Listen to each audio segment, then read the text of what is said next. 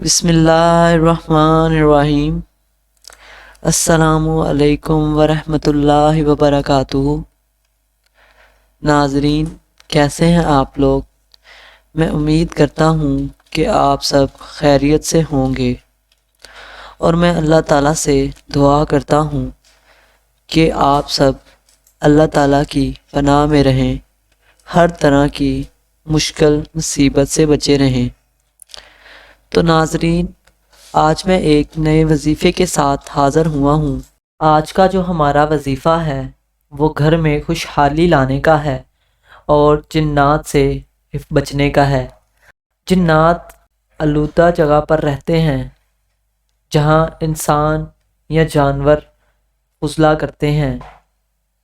گھروں میں ہمارے سب سے زیادہ گندی جگہ باتھ روم ہوتا ہے، اس لیے جنات کا بسیرا ہوتا ہے باتھ روم میں۔ تو ان سے بچنے کے لیے آپ ہمارے اس وظیفے کو دیکھیں۔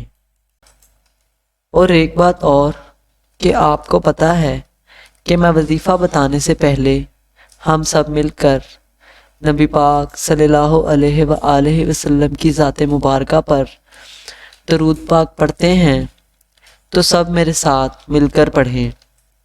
اللہم صلی علی محمد وعلی آل محمد کما صلیت علی ابراہیم وعلی آل ابراہیم انک حمید مجید۔ اللہم بارک علی محمد وعلی آل محمد کما بارکت علی ابراہیم وعلی آل ابراہیم انک حمید مجید۔ ناظرین، ایک بات جو میں آپ سے کو کہتا ہوں کہ میں جو بھی وظیفہ آپ کو بتاتا ہوں، یا آپ کوئی بھی وظیفہ یا کوئی روحانی عمل کرنا چاہتے ہیں، تو اس کو پورے یقین کے ساتھ، ایمان کے ساتھ کریں، کیونکہ جب تک کوئی وظیفہ، کوئی علاج پورے یقین اور ایمان کے ساتھ نہ کیا جائے تو اس کا کوئی بھی فائدہ نہیں ہوتا۔ اس لیے میرا بتایا جانے والا ہر وظیفہ پورے یقین اور ایمان کے ساتھ کیا کریں، انشاءاللہ آپ کے مسائل حل ہو جائیں گے۔ اور اللہ تعالیٰ نے اپنے پیارے نبی حضرت محمد صلی اللہ علیہ وآلہ وسلم پر ایک کتاب نازل کی جسے قرآن مجید فرقان حمید کہتے ہیں۔